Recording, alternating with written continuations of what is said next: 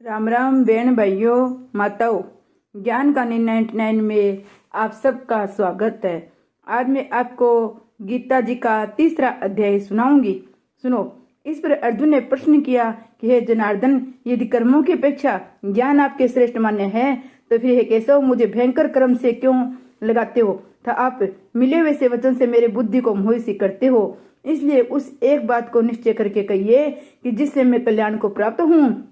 इस प्रकार अर्जुन के पूछने पर भगवान श्री कृष्ण महाराज बोले, हे निष्पाप अर्जुन, इस लोक में 2 प्रकार की निष्ठा मेरे द्वारा पहले कही गई है, ज्ञानियों को ज्ञान योग से और योगियों को निष्काम कर्म योग से।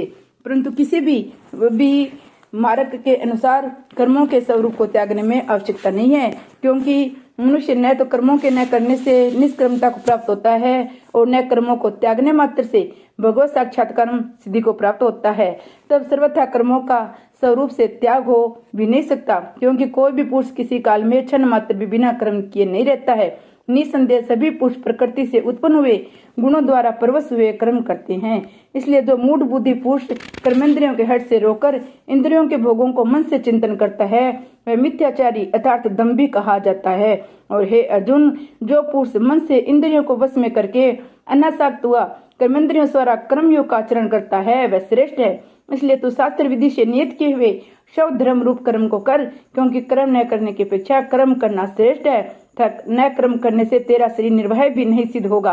हे अर्जुन, बंधन के भय से भी कर्मों का त्याग करना योग्य नहीं है, क्योंकि यज्ञ अर्थात विष्णु के निमित्त किए हुए कर्म के सिवा अन्य कर्म में लगा हुआ ये मनुष्य कर्मों द्वारा बनता है। इसलिए हे अर्जुन, आसक्ति से रहित हुआ इस परमेश्वर के निमित्त कर्म का भली प्रकार आचरण कर। कर्म न करने से तू पापों को भी प्राप्त होगा, क्योंकि प्रजापति ब्रह्मा ने कल्प के आदि से यज्ञ सहित प्रजा को रचकर कहा कि इस यज्ञ द्वारा तुम लोग वृद्धि को प्राप्त हो और ये यज्ञ तुम लोगों को इच्छित कामनाओं को देने वाले हुए, तथा तुम लोग इस यज्ञ द्वारा देवताओं की उन्नति करो, वे देवता लोग तुम लोगों की उन्नति करे। इस प्रकार आपस में कर्तव्य समझकर उन्नति करते हुए परम कल्याण को प्राप्त होंगे।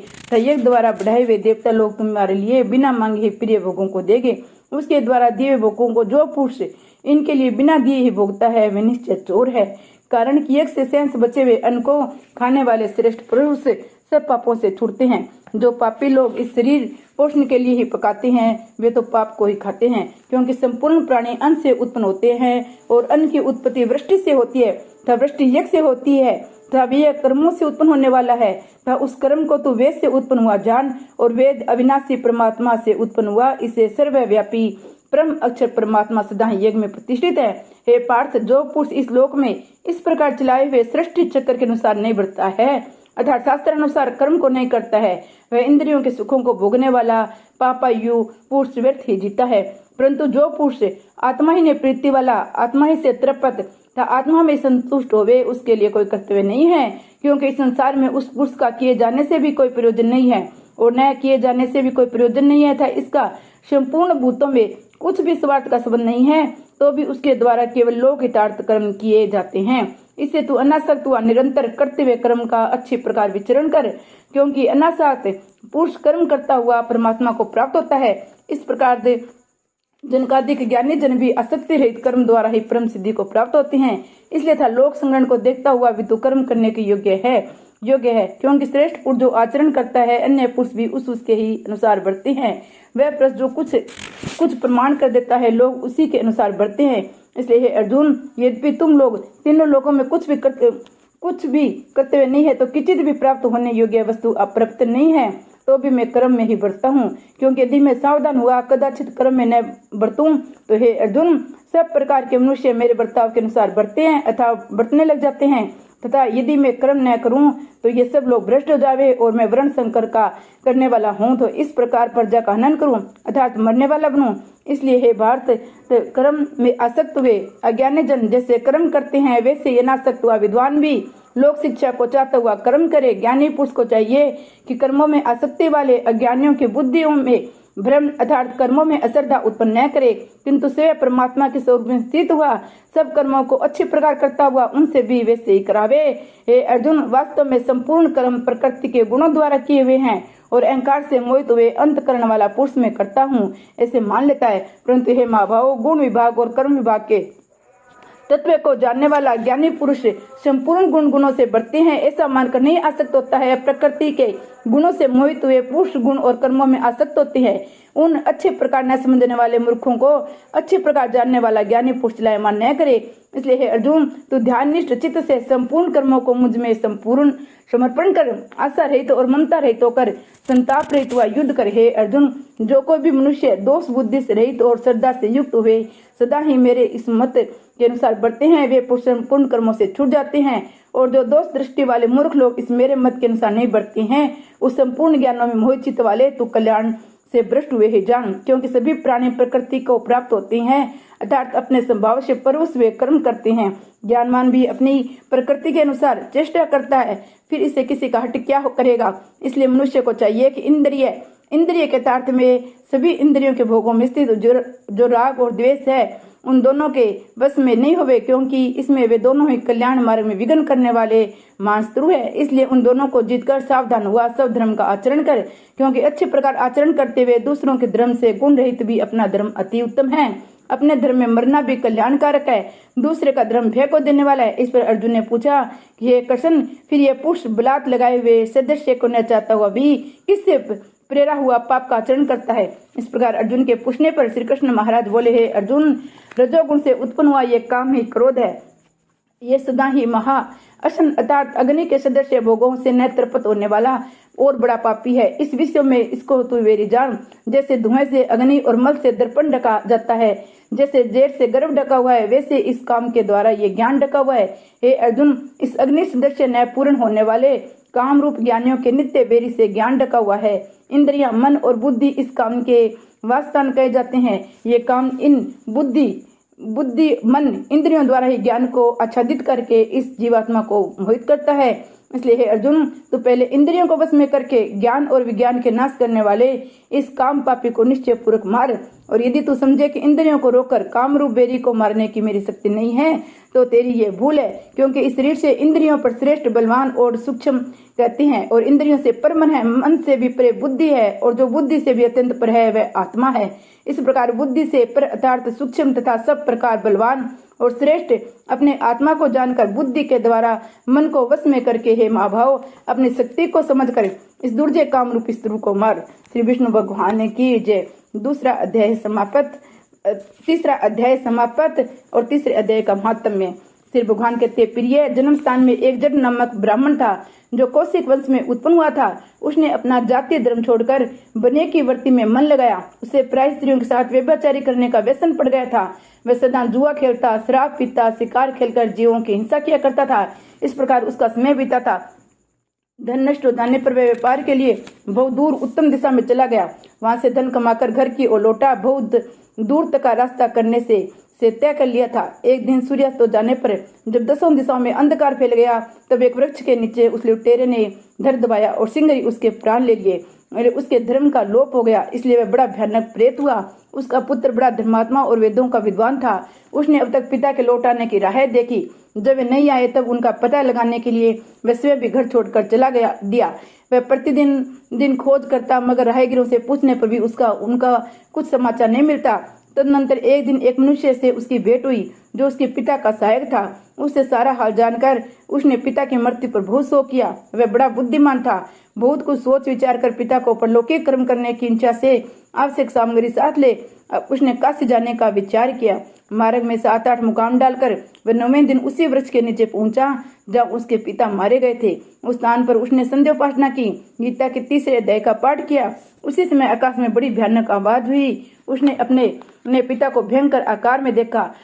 फिर तुरंत ही अपने सामने आकाश में उसे एक सुंदर विमान दिखाई दिया जो महान तेज से व्याप्त था। उसने अनेक क्षुद्र घंटिकाएं लगी थी। उसके तेज से समस्त दिशाएं अलौकिक हो रही थी। ये दृश्य देखकर उसके चित्त की व्यंग्यता दूर हो गई। उसने विमान पर अपने पिता को दिव्य रूप धारण किए विराजमान देखा।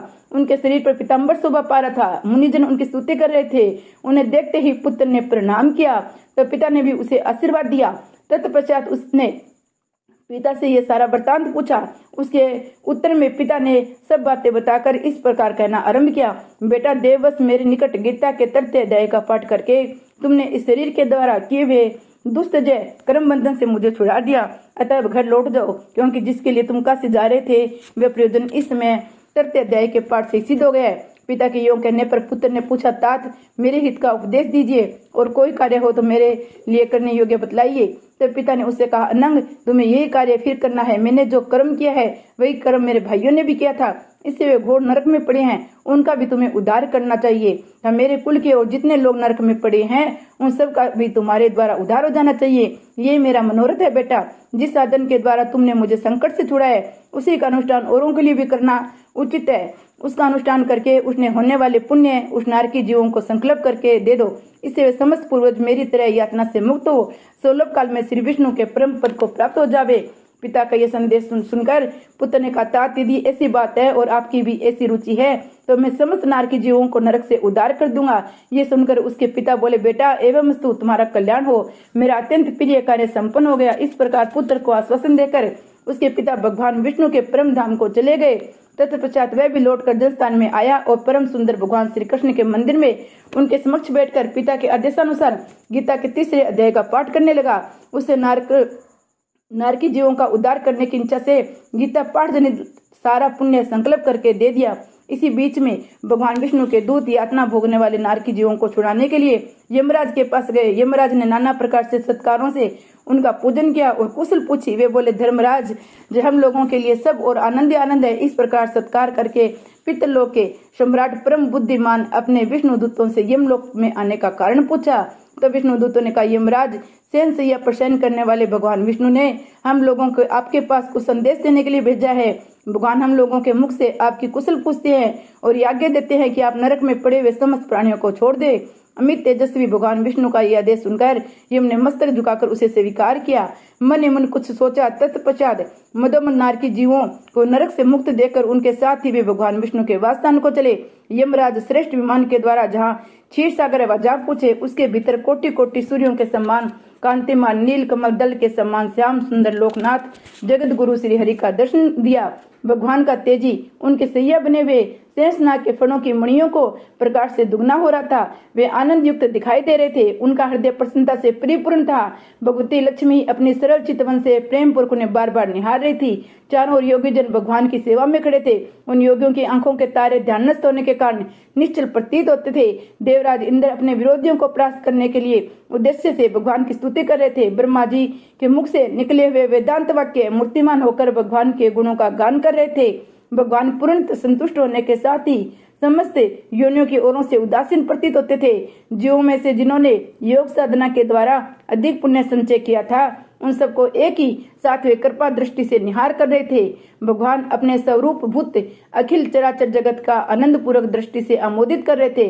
शेषनाग की प्रभा से उदासित एवं सर्वत्र व्यापक दिव्य विग्रह धारण किए नील कमल के सदृश्य श्याम वर्ण वाले श्री हरि ऐसे जान पड़ते हैं मानो चांदनी से गिरा हुआ आकाश सुशोभित हो रहा है। इस प्रकार भगवान की झांकी करके यमराज अपनी विशाल बुद्धि के द्वारा उनकी स्तुति करने लगे।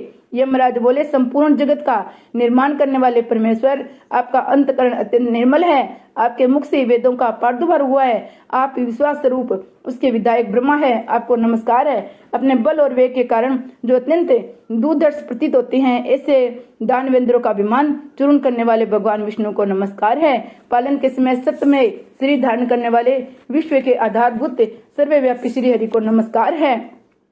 समस्त देहधारियों की पातक राशि को दूर करने वाले परमात्मा को प्रणाम है। जिनके ललाटवर्ती नेत्र के तनिक सा खुलने पर भी आग की लपटें निकलने लगती है उन रुद्र रूपधारी आप परमेश्वर को नमस्कार है। आप संपूर्ण विश्व के गुरु आत्मा और महेश्वर है। अतः समस्त विश्वजनों के संकट से मुक्त करके उन पर अनुग्रह करते हुए आप माया से विस्तार को प्राप्त हुए। अखिल विश्व में व्याप्त होकर भी कभी माया अथवा उससे उत्पन्न होने वाले गुणों से मोहित नहीं होते। माया था मायाजनित गुणों के बीच में स्थित होने पर भी आप पर उनमें से किसी का प्रभाव नहीं पड़ता है। आपकी महिमा का अंत नहीं है क्योंकि आप असीम है। फिर आप पानी के विषय को हो सकते हैं। अतः मेरा मौन रहना उचित है। इस प्रकार स्तुति करके यमराज हाथ जोड़कर कहा, जगत गुरु आपके आदेश से इन जीवों को गुण रहित होने पर भी मैंने छोड़ दिया है। अब मेरे योग्य जो कार्य हो उसे बताइए। उनके यो कहने पर भगवान मधुसूदन मेघ के समान गंभीर वाणी द्वारा मानो अमृत रस से सींचते हुए बोले, धर्मराज, तुम सबके प्रति सम्मान भाव रखते हुए लोगों का पाप से उद्धार कर रहे हो। तुम पर देहधारियों का भाव रखकर मैं निश्चित हूँ, अतः तुम अपना काम करो और अपने लोक को लौट जाओ। यूं कहकर भगवान अंतर्ध्यान हो गए। यमराज भी अपने पुरी को लौट गए। तब वह ब्राह्मण अपने जाति के समस्त नारकी जीवों के नरक से उद्धार करके स्वयं भी श्रेष्ठ विमान द्वारा श्री विष्णु धाम को चला गया। विष्णु भगवान की जय। श्रीमद् भागवत गीता की जय।